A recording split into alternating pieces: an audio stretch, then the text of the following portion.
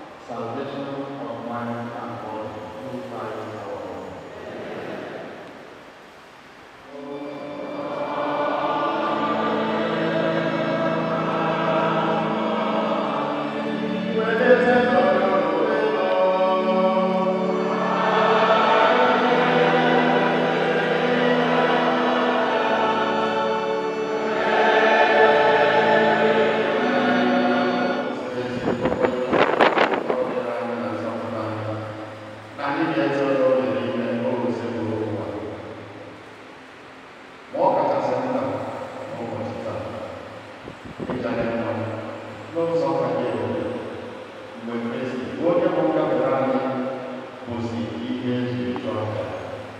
Vieni a io quella destinata, voglio portare troppo, voglio essere non figli e non cari. Vi assiemano che se no era già e vuole anche la camera di usare un quando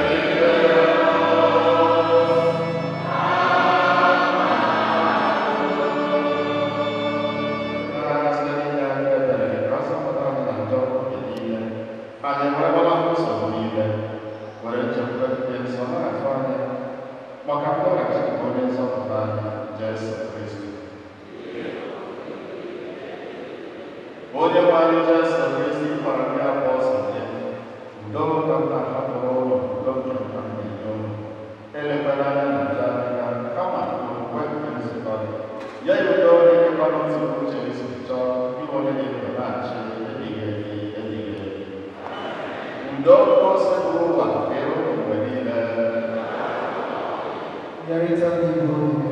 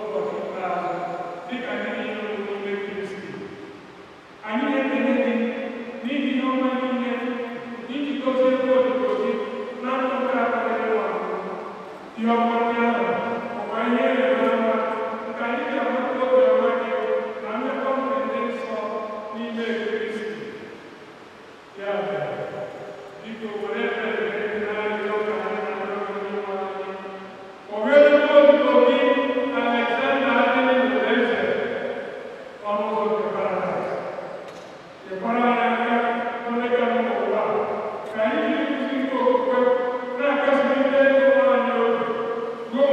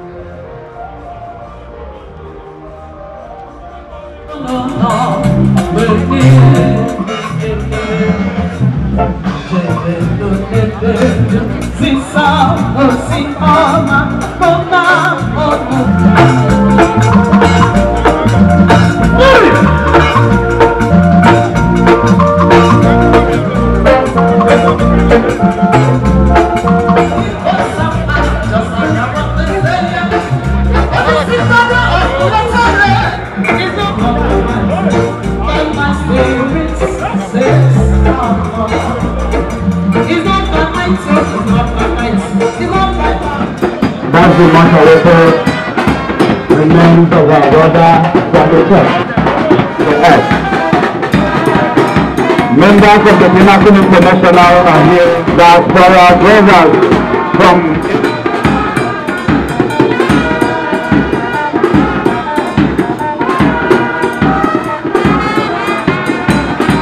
the guard of honor has been mounted once again to receive the casket that has the remains of our brother.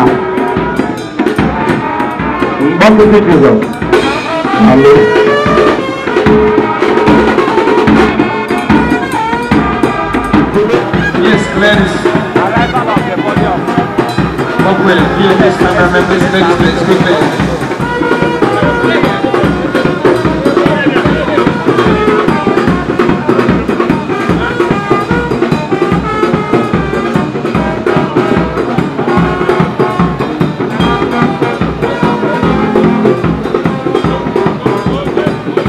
The remains of our brother is coming.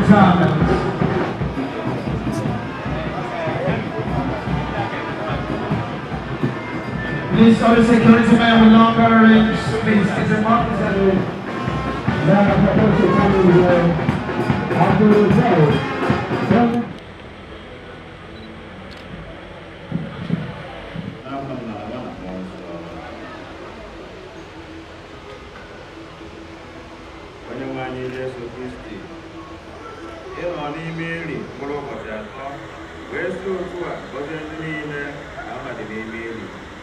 Ya mere, jamaa di n'imeli, went to Kumekaria, Nagi, Biko.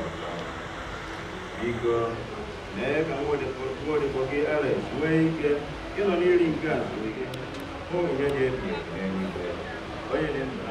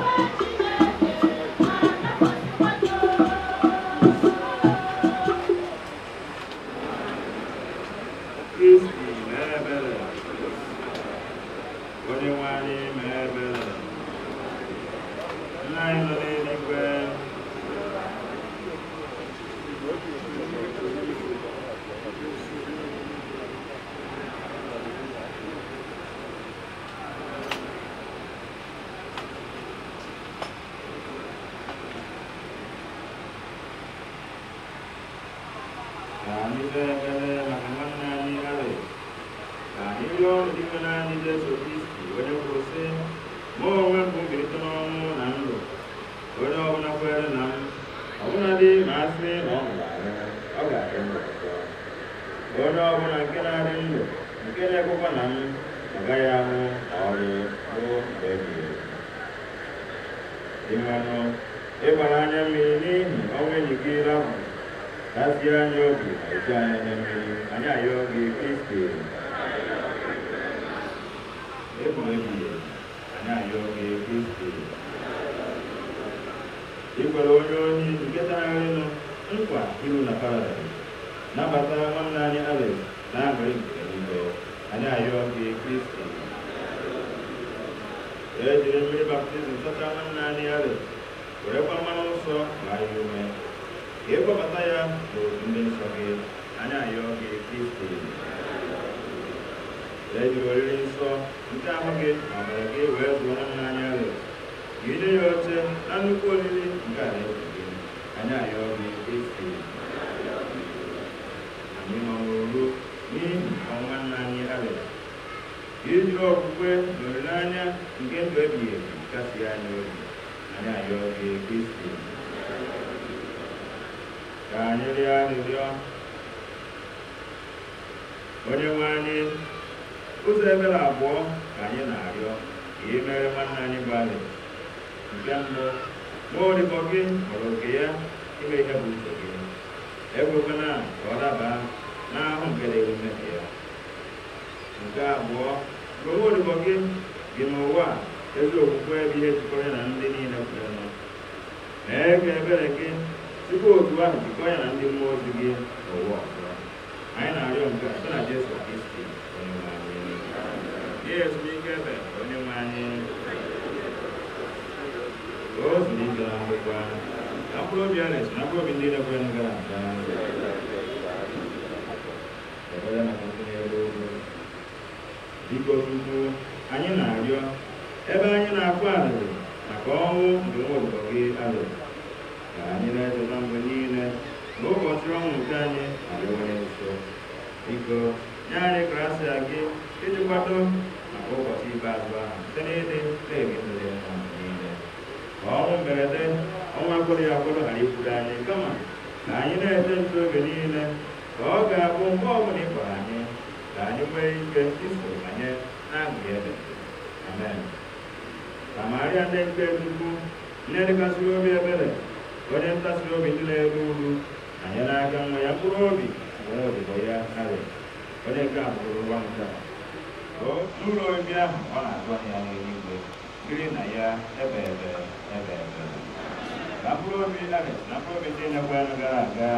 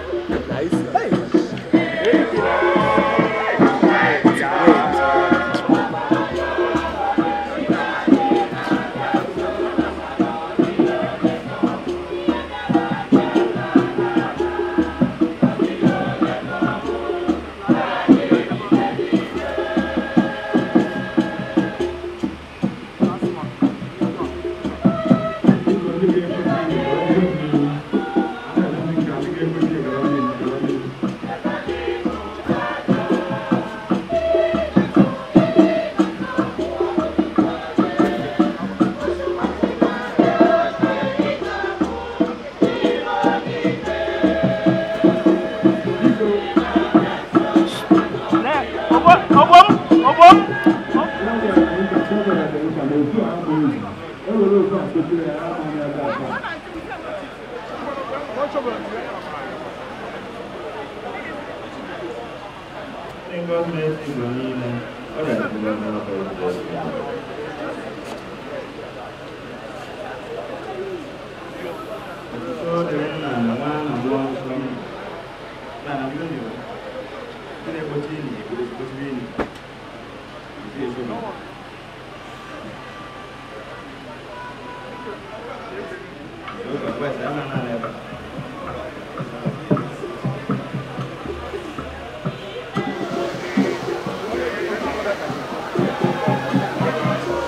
the prayer that the former governor of Anambra State, during his run, the state, he was able to... I also see the Pinnacle International moving straight away. The reception tent at the moment. The BOT chairman, I see you. At the same time, let us also salute Sister David the Couple. That's the memory of Groups from Colombia. That is where you are going to have your reception now. Now, while you do that, I also quickly want to inform you that we have the second tent, which is we're moving straight now to the reception ground. Yes.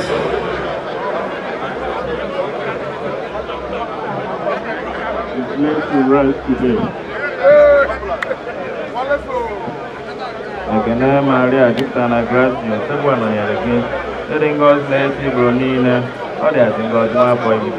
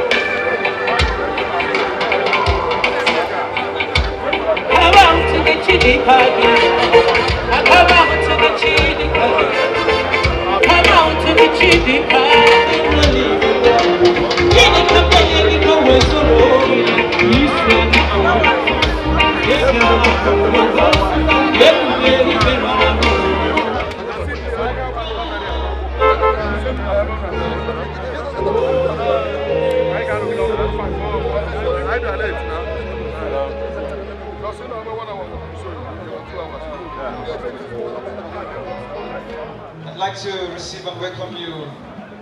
For the talk segment, we have lots of brief entertainment for you tonight, this evening rather.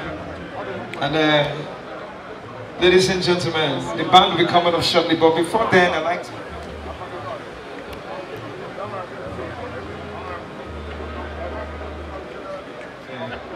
The Imperial family also part of this outing for today. Also the national president of Akuluno United Brothers Association of Nigeria, High Chief Mike Ejiogu. So thank you very much for being part of today's event.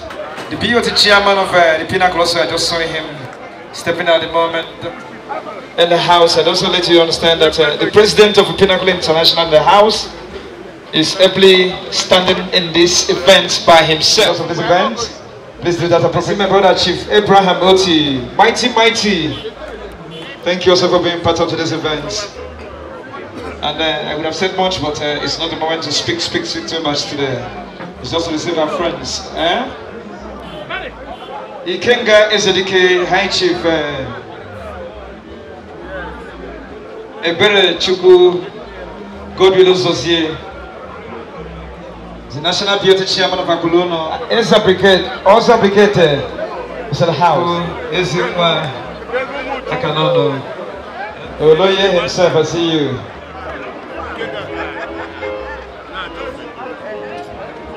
Sorry about that. Just been reminded again that sister in the house is a good woman who's always proud of when things are going properly, especially in the southern east of Nigeria. Uyom herself on the building. This acknowledgements to the chairman of a big, I say big, when I say big, I know what I'm speaking of, a big of lifestyle in the nation's capital, Abuja. The Kamdi Arena, you will love it when it comes, trust me, you're going to love Kamdi Arena. High Chief Peter Odumegu, who could say about a big brother and a friend, also in the house. High Chief Odumegu, thank you also for us in the house. Also the PRO is in the house, my fellow PRO, Ikenga Naneosu, I speak of no okay, member, that's MOL, have Timot protocol. Kedimaka High Chief James Okwete, Chairman Jamaica West Africa, ably representing himself in the house at the moment. So once again, thank you for being part of this event. High Chief Roberts is in the house. Guess what? He's a true son of the land of Colombia. It's true son of Agua Nice, some few friends in the house, and members of the Pinnacle International. Kedimaka High Chief Nasa Anthony.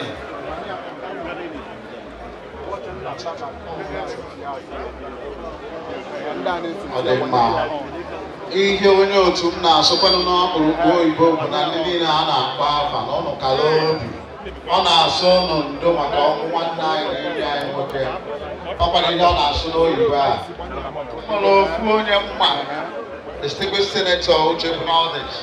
However, the Bible tells us that death is an inevitable end. Death is in the Igbo n'obi. So onye ọ na-atazie ndụ ya, onye ọ na-adezie ndụ ya, ọ bụrụ na ọnwụ a na-eri akụkụ ihe eji ike eme, n'ezienụ ndị ji egbe, n'ezienụ the number of gun bịara sọsọ na a na-akwa na-eri akụ. Unu n'anya ọ dị ka a na-anụ agha egbe karịrị. So biko ka anyị na-atụgharị uche. Ndị band anyị na panọ bụ ndị exceptional flow. We know how that's so it be. Alright, ladies and gentlemen, a short one. We also have another band, and if you're a musician, we have the likes of Twin the Drunk in the house. I don't know how we're going to be laughing today. I don't know the magic he's going to be doing for us to laugh. There's nothing to laugh about. All we know is going to be a moment for sober reflection.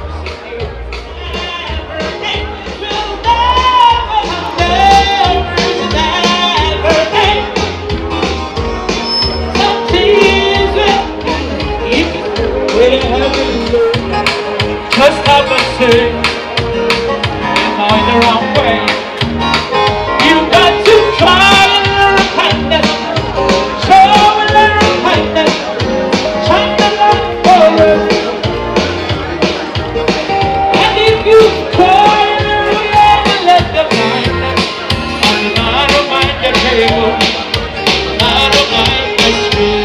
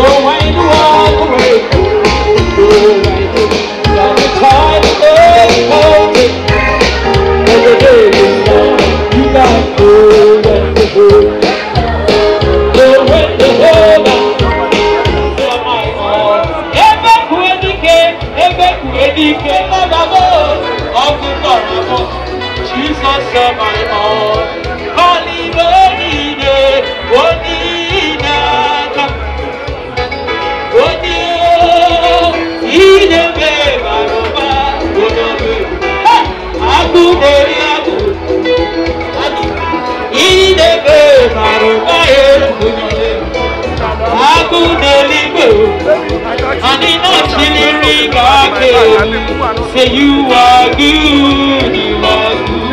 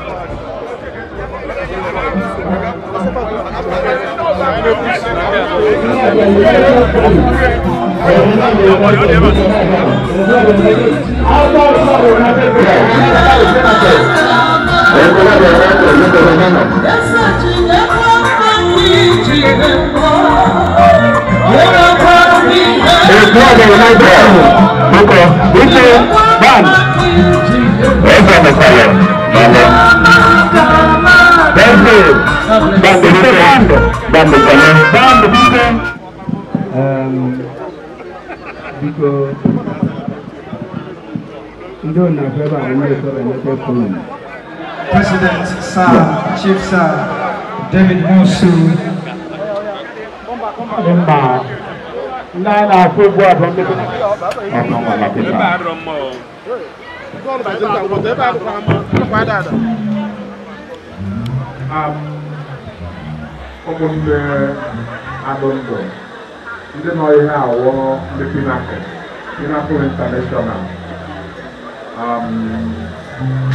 I used to carry that going on in the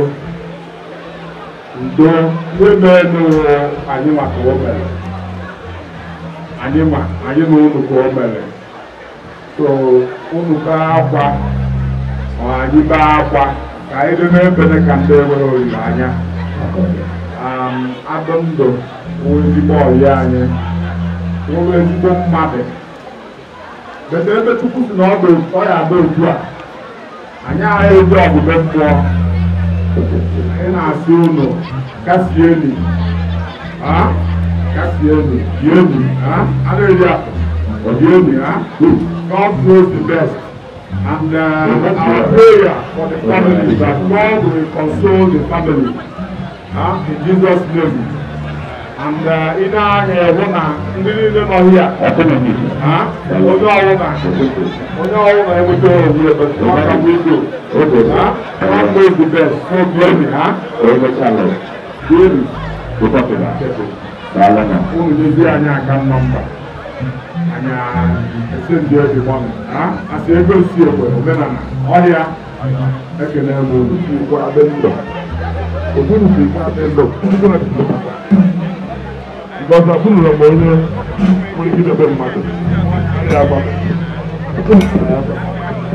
Don't you have a prayer back? Sada, I'm a prayer. You don't come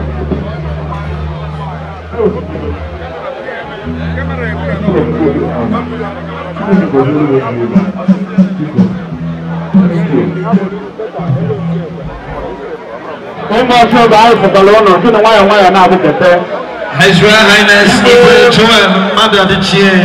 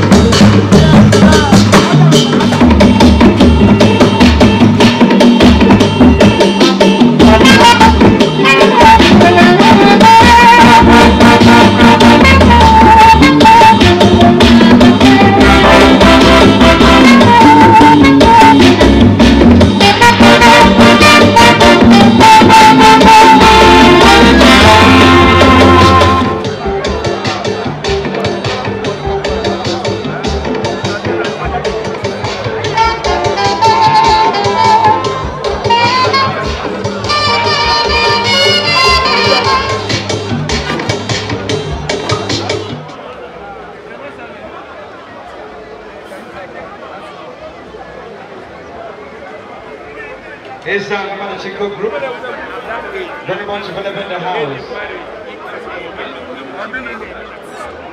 The happiest Ukebe worldwide.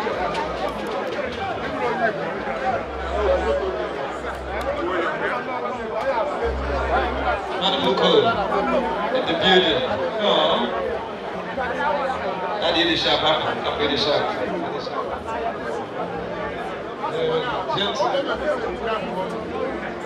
Man like Chico, where are you? I see you right now.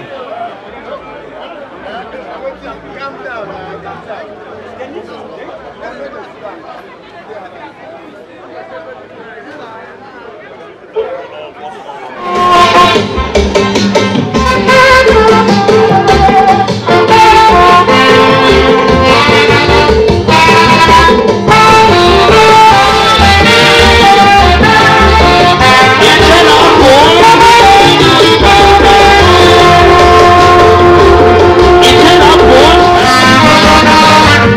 It's